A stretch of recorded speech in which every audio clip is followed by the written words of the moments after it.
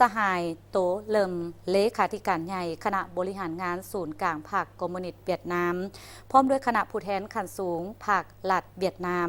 วางพวงมาลาไว้อาลัยถึงดวงวิญญาณของสหายพลเอกคำไต่ศรีพันดรอดีตประธานคณะบริหารงานศูนย์กลางภาคอดีตประธานประเทศแห่งสาธารณรัฐประชาธิปไตยประชาชนลาวในตอนบ่ายมื้อนี้3มีนา2025ที่หอประชุมแห่งชาติสหายโตเลิมเลขาธิการใหญ่คณะบริหารงานศูนย์กลางภาคคอมมิวนิสต์เวียดนามพร้อมด้วยคณะผู้แทนขั้นสูงภาครัฐสาธารณรัฐสังคมนิยมเวียดนามได้เข้าวางพวงมาลาไว้อาลัยถึงสหายพลเอกคำไต่ศรีพันดร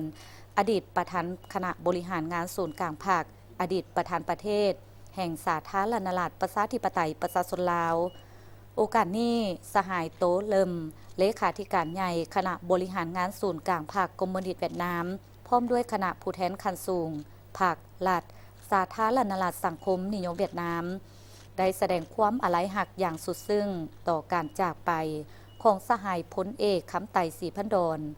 ผลงานและบทเรียนของสหาย